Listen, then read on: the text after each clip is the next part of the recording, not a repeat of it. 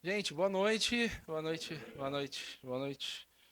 Essa a gente vai continuar a nossa leitura de Marcos, né? Capítulo 9, a partir do versículo 14, podem ir abrindo aí.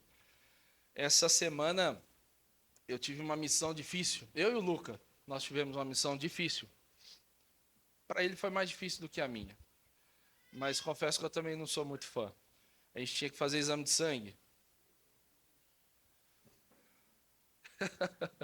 Lembra do vídeo lá, o vídeo que viralizou? Não vou falar o nome aqui, mas o cara, "Ai, que de agulha, capim de agulha." Pois é, a gente tinha que fazer exame de sangue. Quando eu era criança, o meu pai me levava na farmácia para tomar injeção. Eu usava muita injeção naquela época.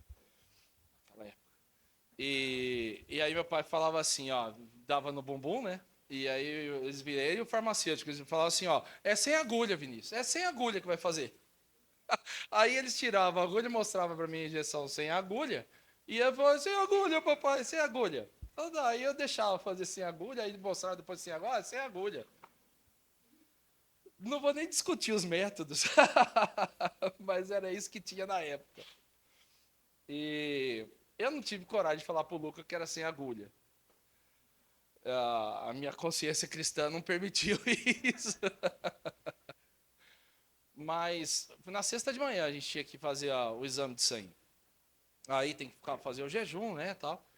Aí na quinta noite, tadinho, você percebe ele meio inquieto, assim, né? Meio chororô, meio não quero, não sei o que, não quero, não quero. Não, vamos ver outro dia. Ah, chama o rapaz que vem em casa, que já começa a querer, né? Postergar a coisa. E foi Black Friday, agora, sexta-feira, né? E eu já queria comprar o presente de Natal dele, que ele pediu o PlayStation lá, né? De Natal. Eu falei, bom, já vou comprar. Aí tá nessa lenga-lenga dele aí, falei, deixa eu dar uma injeção de ânimo nesse menino. Eu falei, Lucas, se você for amanhã cedo e deixar fazer bonitinho, eu vou te dar seu presente de Natal amanhã, o seu PlayStation. Nós vamos sair da escola, nós vamos lá comprar o PlayStation e nós vamos jogar PlayStation até a hora que a mamãe deixar.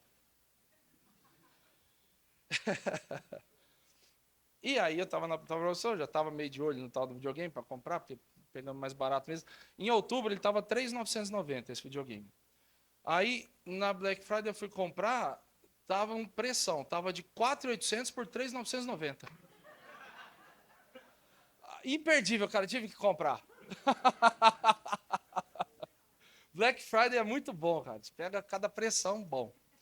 E E aí na quinta-feira à noite, aí tá feita a promessa, tá feita a promessa. E criança é assim, meu, você falou, acabou. Antes não falasse. Porque se você falou, você vai fazer. Criança não esquece. Criança não esquece o que você fala. E não tem essa de, não, eu falei, eu tava brincando.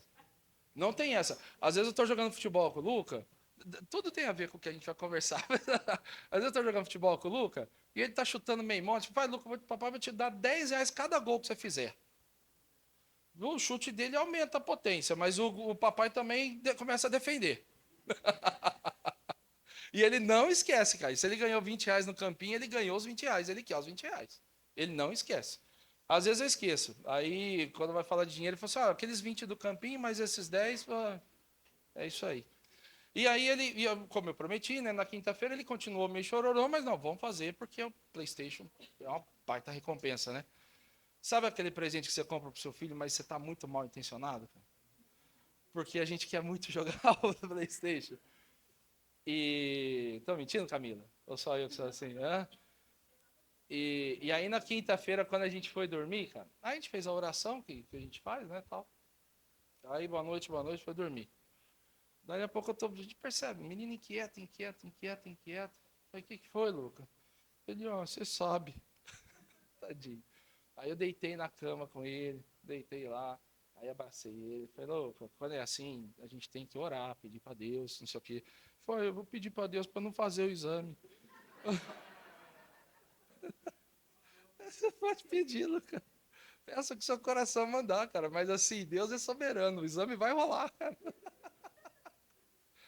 Ai, ai, tadinho. Aí eu orei com ele e tal, né? Essas horas a gente ensina, a gente aproveita para ensinar várias coisas em relação à confiança em Deus, né? E aí ele pegou no sono. E foi uma experiência incrível. E que, só sendo pai passar por isso para saber como isso é bom, né, Sidão? Só sendo pai para saber. Seu filho aprendendo a confiar em Deus, orando, segurando na sua mão. Tá mais calmo, Luca? Não, mas vamos lá. É isso aí. Criança é sincera. Criança é sincera. A gente que fica assim, eu orei, acabou, passou já. Não, calma, cara, né? Às vezes não é bem assim, né?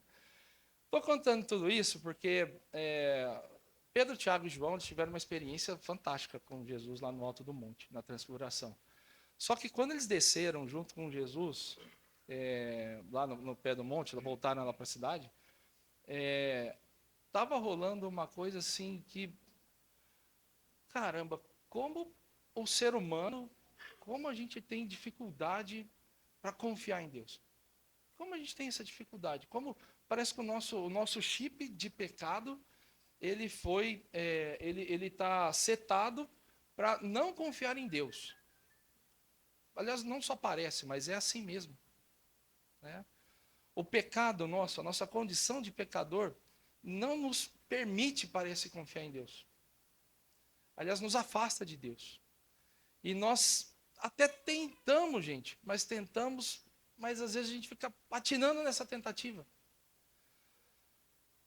E quando eles desceram do monte, estava acontecendo uma coisa ali na cidade que a gente vai ler a partir do versículo 14.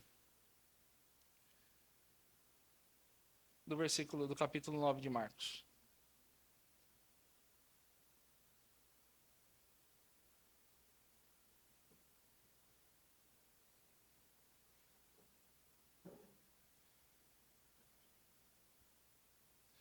Marcos, capítulo 9, a partir do versículo 14.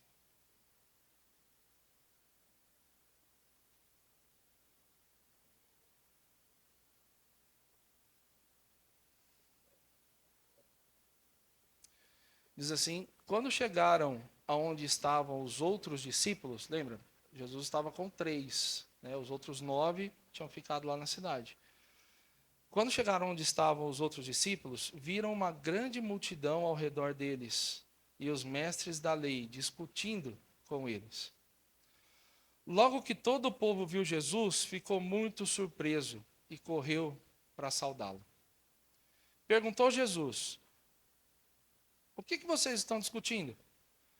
Um homem no meio da multidão respondeu: Mestre, eu te trouxe o meu filho, que está um espírito que o impede de falar. Onde quer que o apanhe, joga-o no chão. Ele espuma pela boca, range os dentes e fica rígido. Pedi aos teus discípulos que expulsassem o espírito, mas eles não conseguiram. Respondeu Jesus: ó geração incrédula. Até aqui a gente vai ler. Ó geração incrédula.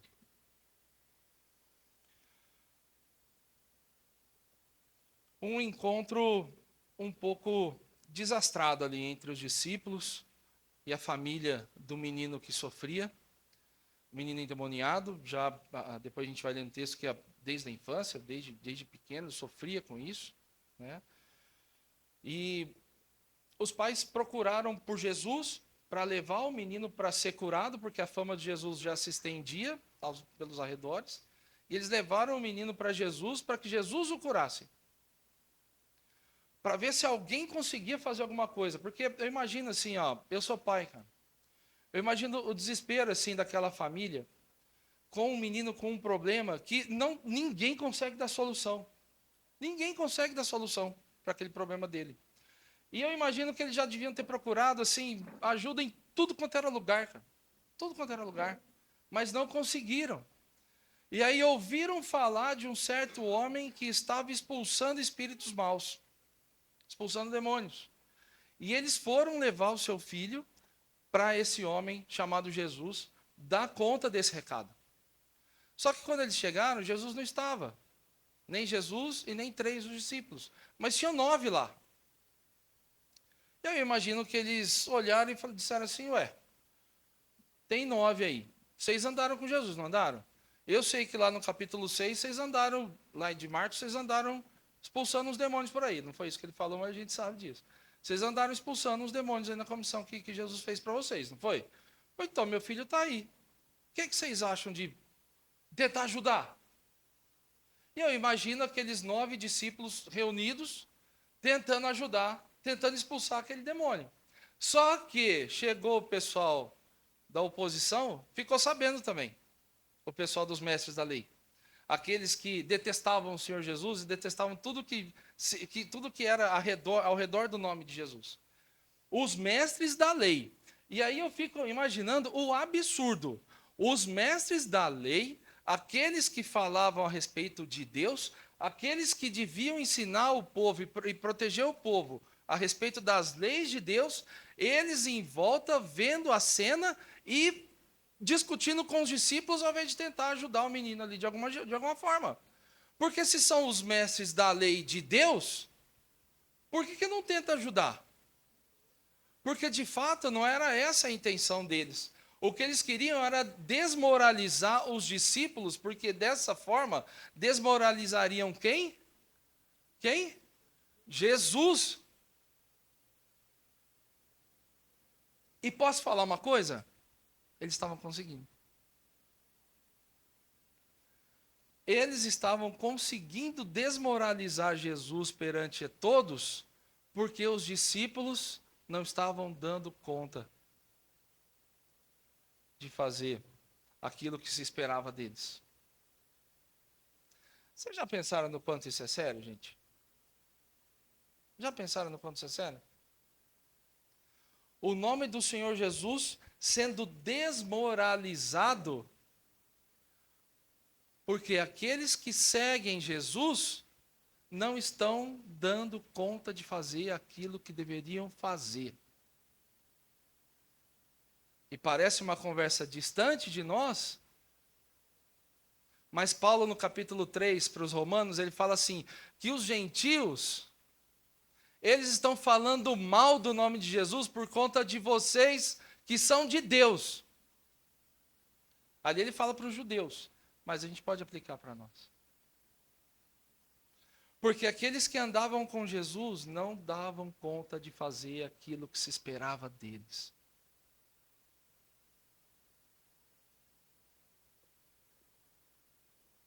E já aqui já cabe a nossa primeira reflexão da noite.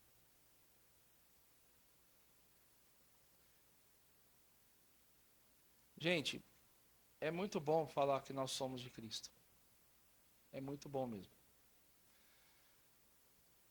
Mas eu vou falar uma coisa aqui, e assim, vocês podem ter certeza que é mais pesado para mim do que para vocês.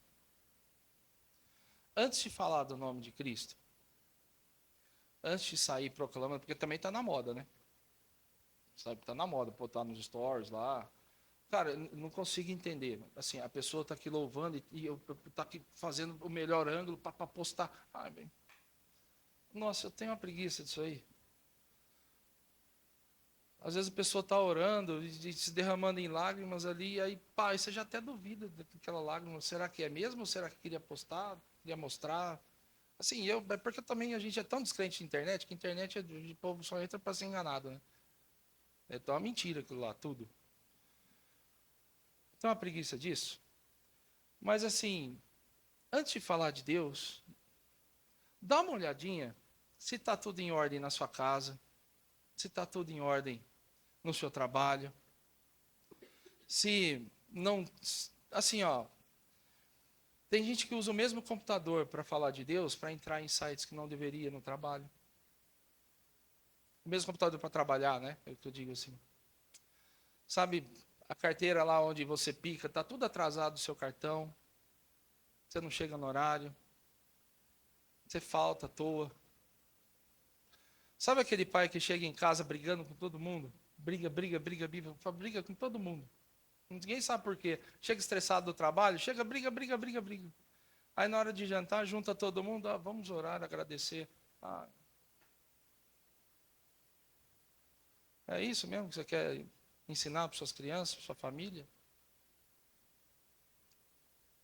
Quer falar de Deus aqui, mas pega o WhatsApp, cair na mão da esposa, vixe, está cheio de mensagem para quem não devia. Sério mesmo? Você quer falar de Deus? está gastando dinheiro com um monte de coisa eraiada boa, mas não paga as contas que tem que pagar.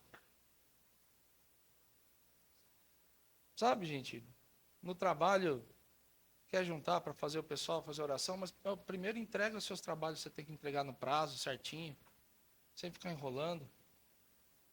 Para de ficar 2h30 no café.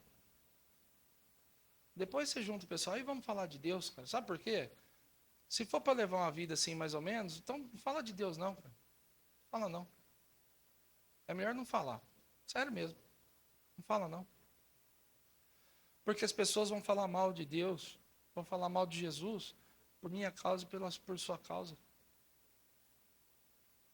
Porque não estamos dando conta do recado que nós tínhamos que fazer. Pesado isso, né?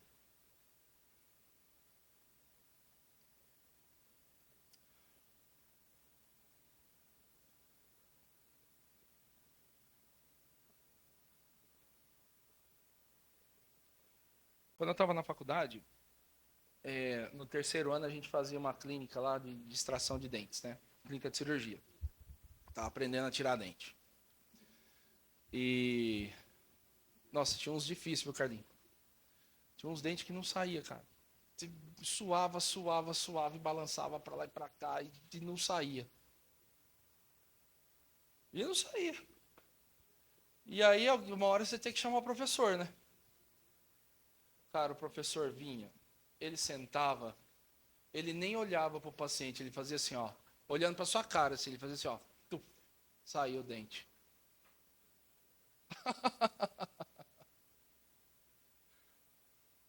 A Thaís às vezes é assim. Às vezes eu abro a geladeira e fico, cadê a manteiga? Aí eu fico, a manteiga. Acabou a manteiga. Não, eu comprei manteiga, mas não tem manteiga. Tem sim, eu vou aí esfregar na sua cara.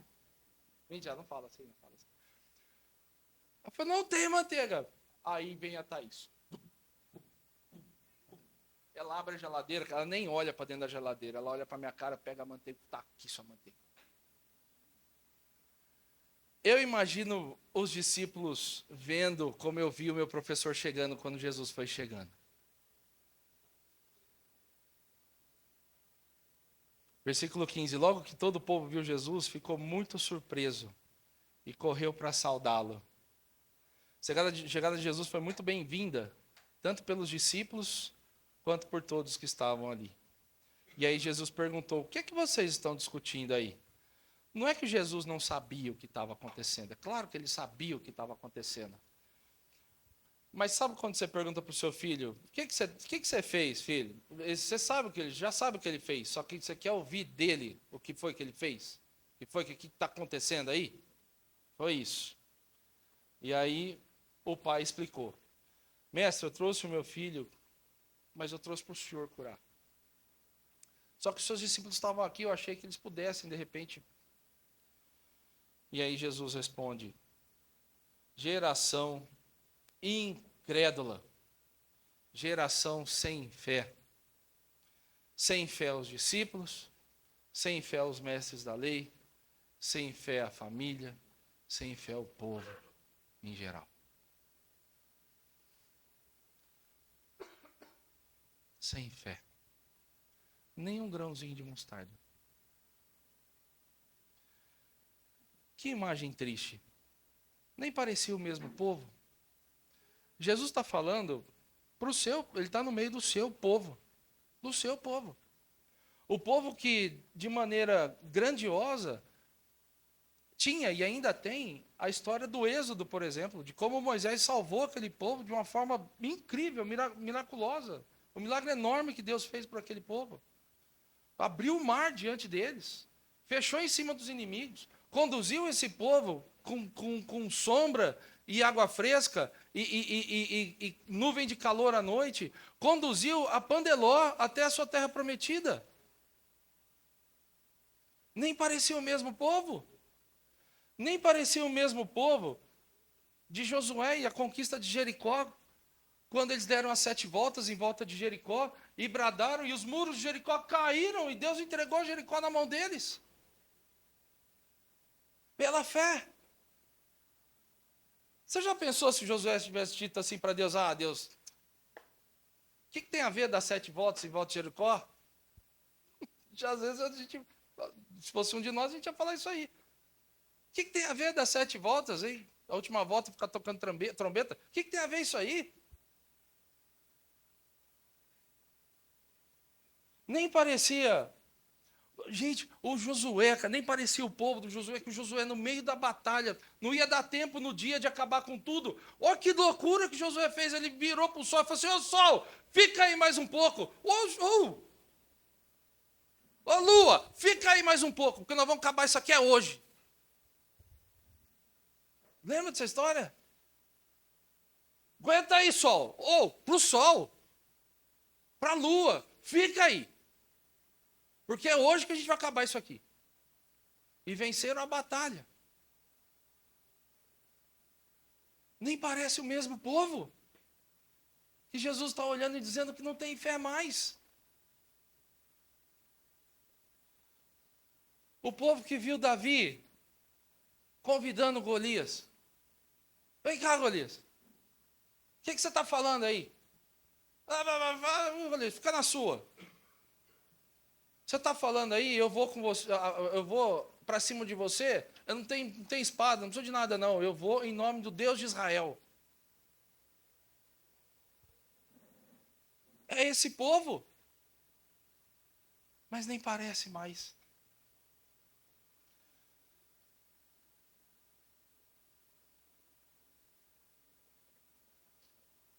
E sabe, gente, espiritualmente nós somos o mesmo povo. Nós somos o mesmo povo. Não somos judeus de sangue, mas somos da Jerusalém do Alto. E onde é que está a nossa fé, querido? Onde é que ela está?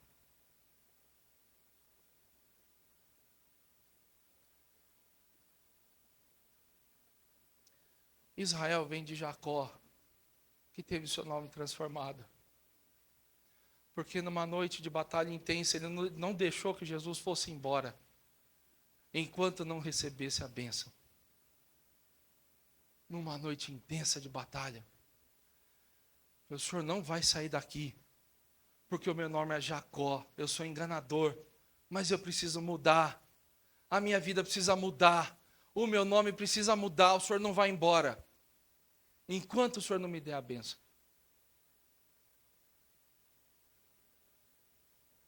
Mas nós estamos aceitando o nosso título de Jacó, de crente raso, por falta de fé. Também por falta de fé. Quando foi a última vez que você batalhou com o Senhor em oração? Por algum propósito? Os discípulos tinham uma batalha ali que eles estavam perdendo contra o demônio. Mas por qualquer propósito. Quando foi a última vez que você demonstrou fé diante de Deus? E fé não é otimismo. Otimismo é uma autoconfiança. Fé é exatamente o contrário, quando nós não confiamos em nós, mas nós confiamos no nosso Deus. Isso é fé. E Jesus responde para eles: até quando eu estarei com vocês? Já como alguém que começa a dizer a respeito da sua partida. Até quando terei que suportá-los?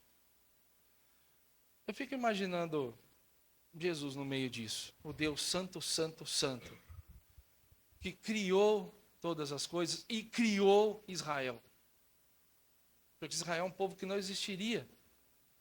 E Deus criou esse povo para si. Para que através desse povo as suas glórias fossem manifestadas em toda a terra. Isso ainda vai acontecer.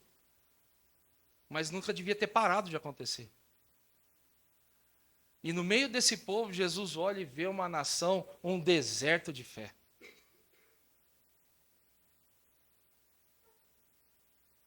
É claro que os cravos da cruz doeram.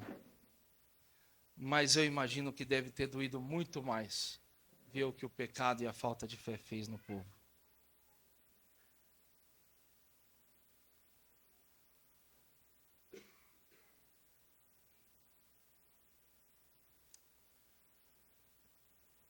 E aí Jesus diz as palavras: tragam meu menino. Tragam o menino para mim. Então eles o trouxeram. Versículo 20. Quando o espírito viu Jesus, imediatamente causou uma convulsão no menino. Este caiu no chão e começou a rolar, espumando pela boca. Eu não vou dizer fé, mas se tinha alguém ali que acreditava no que Jesus podia fazer, era o espírito imundo. Que sabia no que Jesus podia fazer. Que sabia de fato quem era Jesus. E ele dá aquele último safanão no menino. E aí eu imagino Jesus chegando perto do pai do menino e perguntando assim, ó, há quanto tempo que ele está assim? É claro que Jesus sabia a resposta. Mas eu percebo o mestre aqui se aproximando do pai.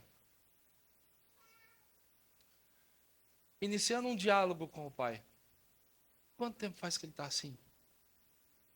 E aí o pai responde, desde a infância. Desde a infância.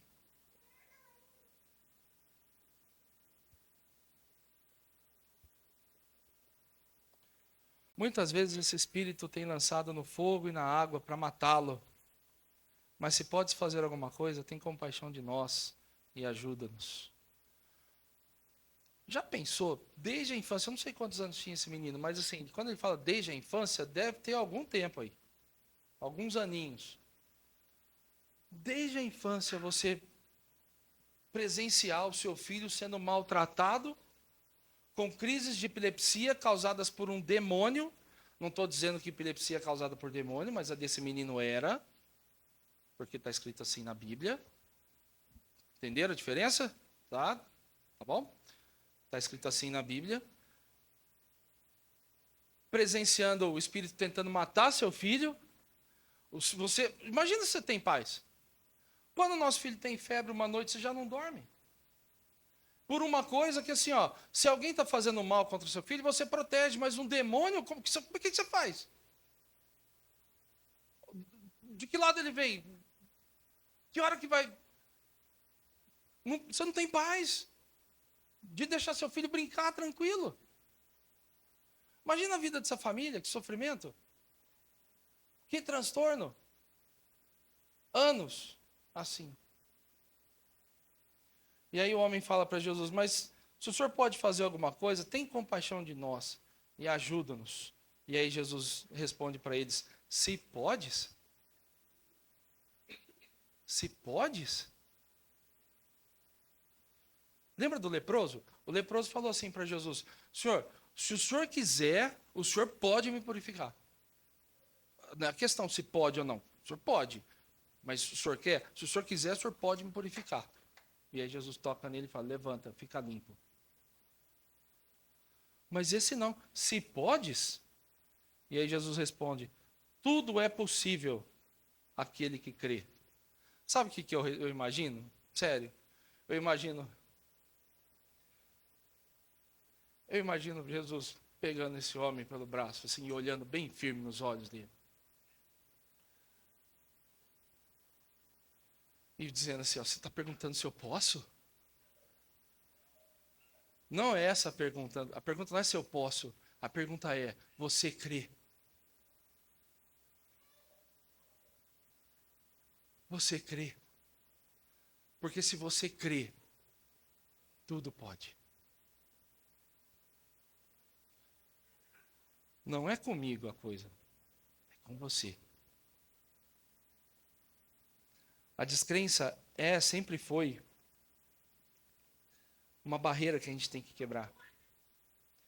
O que Jesus faz ali é uma conclamação a um membro daquela geração incrédula a crer. Imediatamente o pai do menino exclamou, eu creio. Ajuda-me a vencer a minha incredulidade. Gente, que frase humana. Que frase humana. Eu creio. Mas de verdade mesmo, o senhor sabe que eu preciso também de um tratamento. Como se o pai dissesse, não é só meu filho que precisa de tratamento. Eu creio, quase que ele diz assim, eu creio, assim, eu quero crer, eu quero muito crer. Mas o senhor sabe que eu já tentei tanta coisa, e eu já ouvi tanta coisa, e eu já fui tão enganado, eu já gastei tanto dinheiro. Mas eu creio, mas me ajuda nessa minha incredulidade. Que frase humana. Vocês já se pegaram dizendo isso para Deus? Eu já. Eu já. Na época da pandemia, eu tive muitas crises de ansiedade. Numa delas, o meu rosto queimava. Queimava. Eu estava sozinho em casa. O meu rosto ardia. E eu tentava ler a Bíblia, tentava orar. E falava, Deus, eu creio em Ti. Chegou uma hora que eu falei assim, Senhor, o que eu vou falar para o Senhor? Eu vou falar que eu creio, olha o jeito que eu estou. Sabe a hora que você cai na real com Deus? Eu sei, como é que eu vou falar que eu creio? Olha o jeito que eu estou. Me ajuda com isso, Deus. Olha o que o meu pecado faz comigo. Quando eu digo que o pecado humilha a gente o tempo inteiro, é nessas coisas que ele humilha a gente. O apóstolo Paulo falou que o bem que eu quero fazer eu não faço. Eu faço o mal que eu não quero. Você acha que eu queria estar com o meu rosto pegando fogo? Eu fui criado na igreja. Eu sei desde a infância todas as letras sagradas. Só que o meu rosto estava pegando fogo. O que eu vou fazer?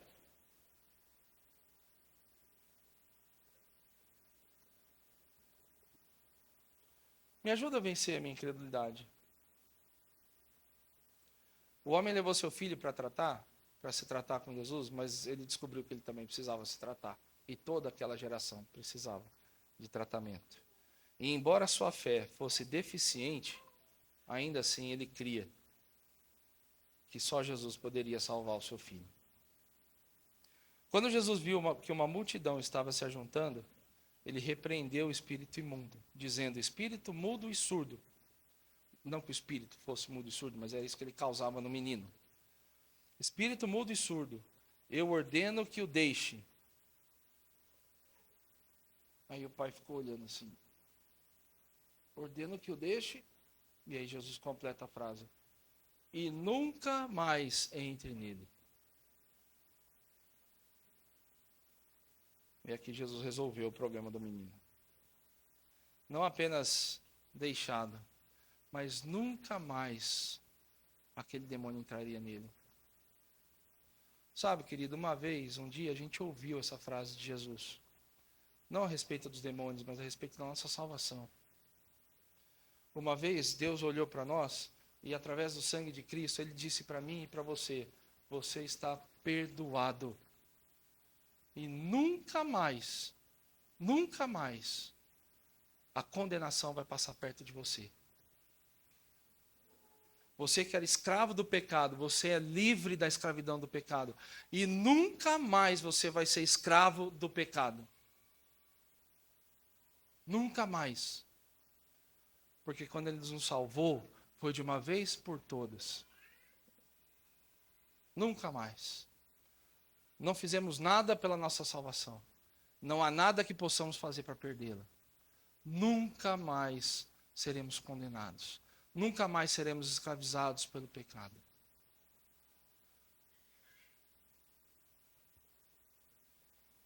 O espírito gritou, agitou violentamente e saiu. O menino ficou como morto, ao ponto de muitos dizerem, ele morreu. Só faltava, né? Diz que ele morreu. Só faltava terminar assim a história. Vocês já assistiram o filme assim? Que a hora que você vê um negócio acontecendo, falta 5 minutos para acabar, acontece um negócio e fala, não é possível acabar assim. Ah, não. Às vezes acaba assim mesmo. Mas aqui não. Jesus tomou-o pela mão e o levantou e ele ficou em pé. E nunca mais aquele menino foi atormentado pelo Espírito. Versículo 28. Depois de Jesus ter entrado em casa, os seus discípulos lhe perguntaram em particular. Sabe aquela, sabe assim, ó, Sabe quando você sabe que vem ensaboada? Você sabe que tá ruim pro seu lado e lá vem. Não ia perguntar na frente de todo mundo, né? Ia tomar na frente de todo mundo.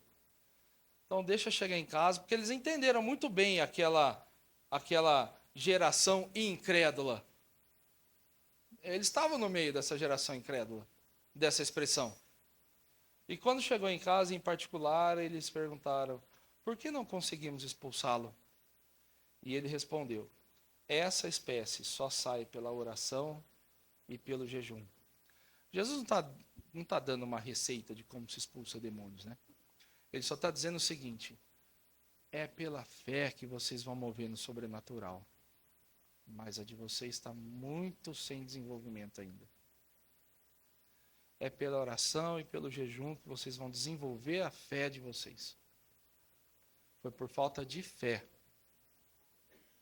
de vocês. E fé não é... Tem uma música que a gente cantava quando era criança, aquela assim, ó, rompendo em fé. Lembra? Minha vida se revestirá do teu poder, rompendo em fé. Aí as mulheres faziam, fazia o eco atrás, né? Não fazia? Nossa, a gente cantava essa música, a gente achava o cara, o peito estufava. Super crente, cara. Vou romper em fé. Só que não é assim, não é uma lição de coaching. Não é uma lição de otimismo. Não, isso tem que ser desenvolvido na prática diária nossa. Porque chegava na segunda-feira, a gente cantava no domingo à noite. Na segunda-feira, a gente estava fazendo as mesmas bobagens de quem não tem fé. Cadê rompendo em fé? Minha tia tinha uma parte que falava assim, ó, se diante de mim o mar não abrir, não se abrir o mar, Deus vai me fazer andar por sobre a... Nossa, é linda a música. É linda a música. Mas e se o mar não abrir e ele não fizer você andar sobre as águas? E aí? Mesmo assim, você tem fé ou não? É pelo que ele faz ou é pelo que ele é?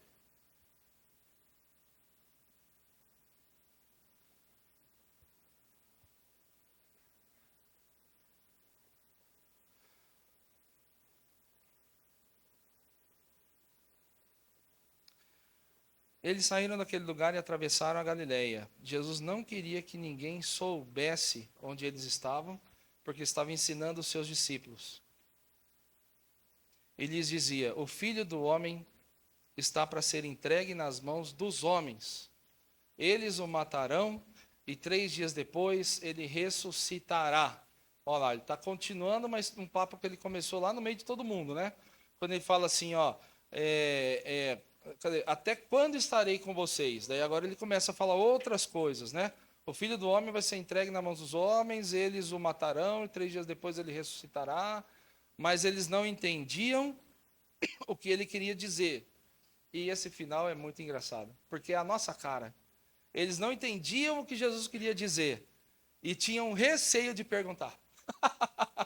Isso é a nossa cara. Sabe quando você... É bom nem saber. Quando São Paulo joga é assim. São Paulo jogou, quanto foi? O bicho não quer nem saber, porque eu sei que deu ruim. Já sei que deu ruim, então deixa quieto. É assim.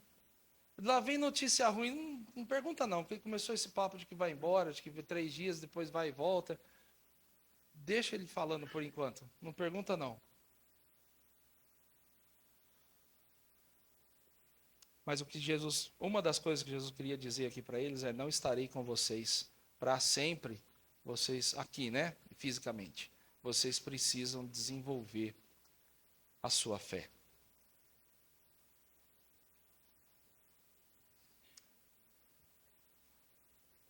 Um ministério eficaz começa com dependência em Jesus, que se expressa na oração confiante e leva os que sofrem até a fé em Jesus e libertação do domínio satânico. Deixa eu falar uma última coisa aqui a respeito do pai do menino. Gente, o exercício da fé, às vezes, ele pode ser doloroso, sabia? Sabe aquela história que a gente vê, assim, que eu pedi para o Senhor me dar, treinar a minha paciência, ele me deu um monte de problema? Sabe aquela coisa assim? Pois é. O exercício da fé pode ser doloroso também. Porque para provar a nossa fé, pode ser que doa.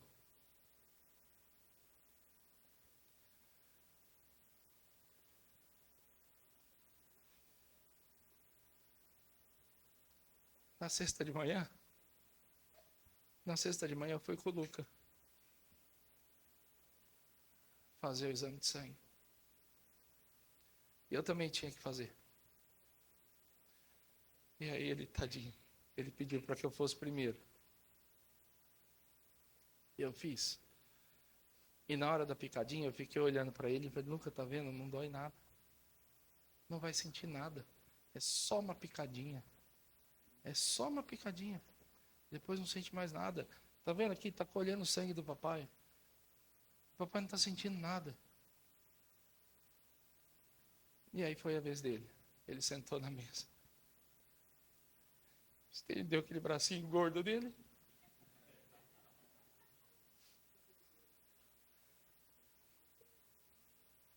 E ele olhava para mim. E antes da moça dar a picadinha, eu falava para ele, Luca, confia no papai. É só uma picadinha. Confia no papai. Ele falou para mim, eu confio, papai. Mas eu tô com medo. Sabe, a nossa vida é assim. A nossa vida é assim. Querida, essa dor, minha e sua, é só uma picadinha. Perto de uma eternidade que a gente tem com o Senhor. Essa vida de 80 anos, meu Deus, é só uma picadinha. Perto do que a gente tem com o Senhor. Ele olhou para mim e falou, papai, eu confio, mas eu estou com medo. E quando a moça deu a picadinha, ele deu uma assustada. E passou a dor. E ele viu que não doía. E ele sabia que tinha um PlayStation esperando para ele. Sabe, gente? O exercício da nossa fé é isso. É saber que nós teremos dores. Nós teremos batalhas. Teremos sim dificuldades. Eu não menosprezo o nosso medo. Eu imagino a gente falando a mesma coisa para o Senhor que o Lucas falou para mim. Para o Senhor, eu confio, mas o Senhor sabe que eu estou com medo. E aí ele vai dizer assim para a gente, pode confiar, porque eu já venci a morte. Por isso que você está passando, eu já passei. E pode confiar, é só uma picadinha. Tem um PlayStation de ouro esperando a gente lá nos céus. Tomara que essa conversa sirva para nos chamar a repensar a nossa confiança e a nossa fé em Deus. Amém.